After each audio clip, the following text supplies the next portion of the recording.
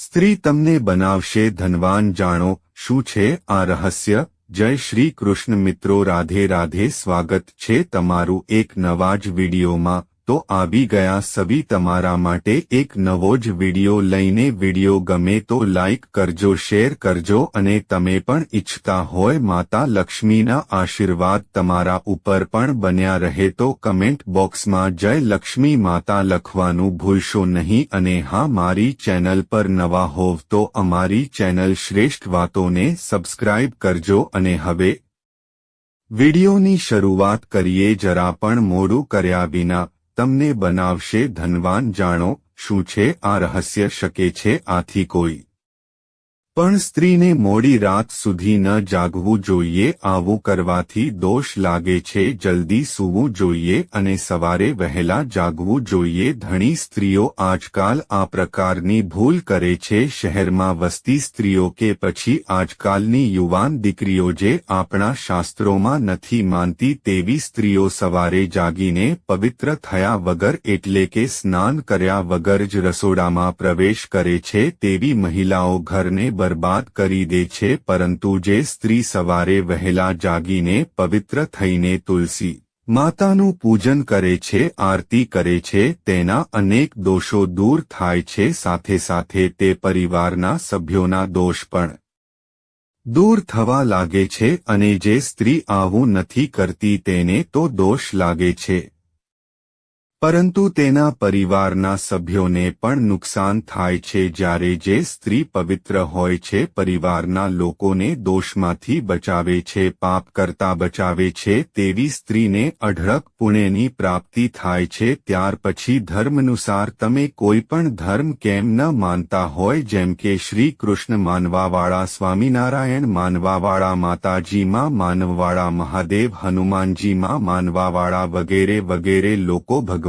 માતાજીને માનતા જ હોય છે। પણ જો તે ઘરની સ્ત્રી વધારે સમય સૂવામાં કાઢે છે તો તે ઘરમાં રાહુ, કેતુ અને શનિની દૃષ્ટિ પડે છે, જે ઘરમાં અનેક પ્રકારની સમસ્યાઓ ઉત્પન્ન થવા લાગે છે। એથી સ્ત્રીઓને આવું ન કરવું જોઈએ। જે સ્ત્રી હંમેશા વધારે સમય સૂવામાં કરે છે, જે સ્ત્રી ઘરના કામ નથી કરતી કે પછી બીજા કામ નથી કરતી અને સૂવામાં જ પોતાના સમય પસાર કરે છે, ધીમે ધીમે તે આળસુ બનવા લાગે છે। તેનો સ્વભાવ પણ ચીડિયો થવા લાગે છે, જેથી તે કોઈ બીજા સાથે હળીમળીને નથી રહી શકતી। તેના પરિવારના સભ્ય પણ ચિંતિત રહેવા લાગે છે। તે ઉપરાંત દેવી દેવતાઓ પણ ક્રોધિત થવા લાગે છે। એટલે થોડા સમય માટે સૂવું જોઈએ। વધારે સમય સૂવાથી પણ ધનની હાનિ, અનેક પ્રકારની બીમારીઓ અને સમસ્યાઓ ઉત્પન્ન થાય છે। ત્યાર પછી જ છે કે જ્યારે આપણે સૂવા માટે પલંગ ઉપર જઈએ છીએ ત્યારે નકારાત્મક ઉર્જાથી ભરેલી વાતો ન કરવી જોઈએ। આવું કરવાથી નકારાત્મક ઉર્જા આવે છે અને આપણું મન પણ નકારાત્મક વિચારો જ કરવા લાગે છે। તમને સપનામાં પણ એવા ખરાબ દ્રશ્ય જોવા મળે છે। સૂતી વખતે મનમાં સારા વિચારો કરવા જોઈએ, ભગવાનની પ્રાર્થના કરવી જોઈએ, જેથી કરીને મન શુદ્ધ બને અને વિચારો પણ સારા આવે, જેથી ઊંઘ પણ જલ્દીથી પૂર્ણ થાય અને સવારે વહેલા જાગી શકાય। જો આવું કરવામાં આવે તો ભગવાન પણ આપની મદદ કરે છે અને વ્યક્તિને જલ્દીને સફળતા પ્રાપ્ત થવા લાગે છે। ત્યારબાદ છે કે પવિત્ર દિવસોમાં મોડું ન ઉઠવું જોઈએ, કારણ કે ઘરમાં ભયંકર દોષ અને બરબાદીનું વાતાવરણ બની શકે છે। મંગળવાર, શનિવાર, એકાદશી, પૂનમ, અમાસ કે પછી એવા ધાર્મિક દિવસોના સમય મોડું ન ઉઠવું જોઈએ। જેમ બને તેમ જલ્દી ઉઠવાની કોશિશ કરવી જોઈએ। આ સમય આપણો વિનાશ કરી શકે છે। શાસ્ત્રોમાં પણ બતાવવામાં આવ્યું છે આ દિવસોમાં મોડા ઉઠવાથી કેટલાક દોષ વ્યક્તિ ઉપર લાગે છે, જે વ્યક્તિને બરબાદ કરે છે।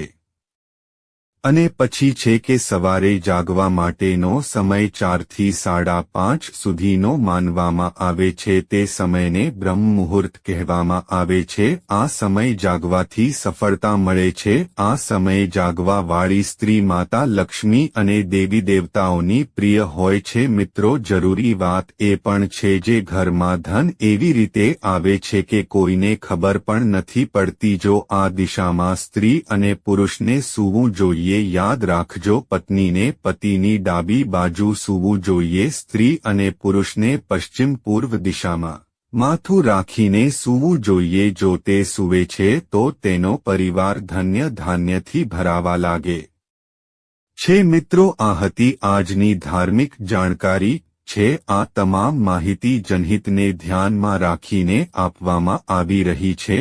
તમારી આસ્થા અને જ્યોતિષ અને ધર્મના ઉપાયો અને સલાહ અજમાવો. વિડિયો હેતુ ફક્ત તમને વધુ સારી સલાહ આપવાનો છે.